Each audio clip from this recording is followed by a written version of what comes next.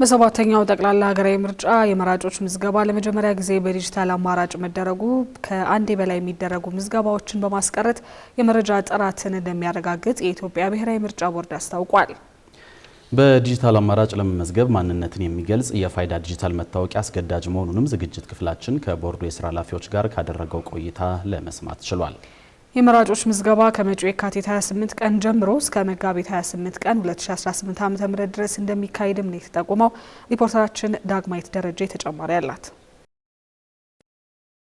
የኢትዮጵያ ብሔራዊ ምርጫ ቦርድ በተያዘው የ2018 ዓ.ም ለሚያስፈጽመው ሰባተኛው ጠቅላላ ምርጫ መራጮችና እጩዎች በምዝገባ ሂደት ሊያጋጥማቸው የሚችልን መጉላላት ለማስቀረት ከዚህ በፊት ከነበረው የምዝገባ ስርዓት በተጨማሪ ለመጀመሪያ ጊዜ 30 በመቶውን በዲጂታል አማራጭ እንደሚመዘግብ ገልጿል። ይህም መራጮች ቋሚ የመራጭነት መለያ ቁጥር እንዲኖራቸውና የመረጃ መዘጋገብና አደረጃጀትን ቋሚና ዘመናዊ ለማድረግ በማሰብ መዘጋጀቱን ቦርዱ አስታውቋል። በዚህም የመራጮች ምዝገባ ከፊታችን የካቲት 28 ቀን ጀምሮ እስከ መጋቢት 28 ቀን 2018 ዓ.ም ድረስ በሶስት አይነት መንገድ እንዲከናወን ቦርዱ መወሰኑን የቦርዱ የክልል ቅርንጫፍ ጽህፈት ቤቶች ማስተባበሪያ ክፍል ኃላፊ የሆኑት ቀነኒ እንሰርሙ ነግረውናል። ሁለቱ በዲጂታል መንገድ ነው። አንደኛው ከዚህ ቀደም የሚከናወን በነበረው በመራጮች ምዝገባ ላይ በአካል ሄዶ በመመዝገብ የሚከናወን ሂደት ነው የሚሆነው። አንደኛው የመጀመሪያው የሚሆነው አንድ መራጭ መሆን የሚፈልግ ዜጋ ራሱን በራሱ የሞባይል አፕሊኬሽን ምርጫ የተባለውን የሞባይል አፕሊኬሽን ተጠቅሞ የሚመዘገብበት ሂደት ይሆናል። ያንንም ለማከናወን የፋይዳ መታወቂያ የብሔራዊ መታወቂያ አስገዳጅ ነው የሚሆነው። ከዛ ባለፈ ደግሞ ይህን አማራጭ መጠቀም ለማይፈልጉ አሲስትድ ሬጅስትሬሽን የሚባል በምርጫ አስፈጻሚዎች ድጋፍ ምርጫ ጣቢያ በመሄድ ማንኛውንም ሕጉ ላይ የተቀመጡትን ሰነዶች በመያዝ የፋይዳ መታወቂያን በመጨመር በማካተት ያንን የምዝገባ ሂደት ማከናወን ይችላሉ ማለት ነው። ከዛ ውጭ ያለው እነዚህን ሰነዶች ደግሞ ማቅረብ ካልቻሉ በተለይ ፋይዳ መታወቂያ ማግኘት የማይችሉ ወይ ተደራሽ ያልሆኑባቸው አካባቢዎች ላይ ደግሞ በአካል በመገኘት ሌሎች ሰነዶችን በማቅረብ ማንነትን የሚገልጹ ሰነዶች በማቅረብ በመራጮች ምዝገባ ላይ በምርጫ አስፈጻሚዎች የሚከናወን ምዝገባ ይሆናል ማለት ነው። ምዝገባው በዲጂታል አማራጭ መሆኑ ከአንዴ በላይ የመመዝገብ ሂደትን በማስቀረት የመረጃ ጥራትን ያረጋግጣል የተባለ ሲሆን ከዚህም ባለፈ ከፋይዳ ቁጥር ጋር የሚያያዝ በመሆኑ አንድ ቋሚ የመራጭነት መለያ ቁጥር እንዲኖር እንደሚያደርግ ተጠቁሟል። ዋናው ዲጂታል የማድረጉ ሂደት ጠቀሜታ በተለይ ከመራጮች ከአንዴ በላይ ሊመዘገቡ የሚሞክሩበትን መንገድ ማስቀረት ነው።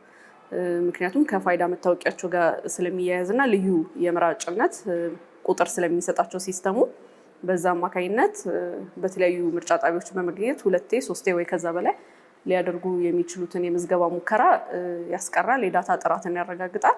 ከዛ በተጨማሪ ደግሞ ለቀጣይ ምርጫዎችም የተሟላ መረጃዎች እንዲኖሩን ያስችላል። እንዲሁም መራጮች በየምርጫ በመጣ ቁጥር ማንኛውም ጠቅላላ ይሁን የአካባቢ ምርጫ ይሁን ሬፈረንደም ወይም ህዝበ ውሳኔ በመጣ ቁጥር እንደ አዲስ መመዝገባቸው ይቀርና አንድ የማንነት መገለጫ የሚሆናቸው የመራጭነት ቁጥር ስለሚኖራቸው ለየምርጫው እየሄዱ ይመዘገባሉ እንጂ ያ ቁጥር ቋሚ ነው የሚሆነው። የመራጮች ምዝገባውን ሙሉ በሙሉ በዲጂታል አማራጭ ለማድረግ በሀገሪቱ ያለው የመሰረተ ልማትና የቴክኖሎጂ ውስንነት ፈታኝ መሆኑ የተገለጸ ሲሆን ነገር ግን የተሻለ መሰረተ ልማት ባለባቸው አካባቢዎች ላይ ምዝገባው በዲጂታል እንደሚደረግ ነው ቦርዱ ያስታወቀው። ሁለት አይነት አማራጭ የተመቻቸበት ምክንያት ያው የቴክኖሎጂ ተጠቃሚነት በስፋት በሀገሪቱ ብዙ ተደራሽ ስላልሆነና የመሰረተ ልማቱ ጉዳይ ስለሚኖር ለመጀመሪያ ያህል በሰባተኛው ጠቅላላ ምርጫ እነዚህ የግንዛቤውም ሁኔታና የመሰረተ ልማቱ የተሻሉ ነው ተብለው የሚታሰቡ አካባቢዎች ላይ ነው ራስን በራስ የመመዝገብ ሂደቱና በዲጂታል መንገድ ምርጫ ጣቢያ በመገኘት በታብሌቶቹ በመጠቀም በምርጫ አስፈጻሚዎች እገዛ የሚደረገው ምዝገባ የሚከናወነው። በሂደት ደግሞ በቀጣይ ምርጫዎች ያው የማህበረሰቡ ግንዛቤ የመሰረተ ልማቱ ጉዳይ የተጠናከረና የተሻሻለ ሲሄድ በአብዛኛው የሀገሪቱ ክፍል በዚህ መልክ እየተከናወነ ይቀጥላል ማለት ነው። እዛ እስክንደርስ ድረስ ግን ሌሎች ደግሞ የተለያዩ ስማርት ስልኮችን ወይ ሌሎች አማራጮችን መጠቀም የማይችሉ ኢንተርኔት አክሰስም የሌላቸው ማህበረሰቦችን ዜጎችን ተደራሽ ለማድረግ የግድ ቦርዱ ከዚህ ቀደም ይከናወን በነበረው በመራጮች መዝገብ ላይ የሚደረገው ምዝገባ ማስቀጠል ስለሚኖርበትና አካታችነቱን ማረጋገጥ ስላለበት ሂደቱን በዛ መልክ በሁለት አይነት አማራጭ እንዲከናወን ይሆናል ማለት ነው።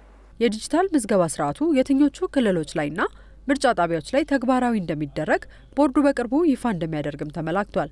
ኢትዮጵያ ከዚህ በኋላ ባሉት ጊዜያት የምርጫ ስርዓቷን ሙሉ በሙሉ ዲጂታላይዝ ለማድረግ ይህ አንድ እርምጃ መሆኑ የተገለጸ ሲሆን ከምዝገባ ውጪ ያሉት ስርዓቶች ግን ከዚህ ቀደም እንደነበረው እንደሚቀጥሉ ተጠቁሟል።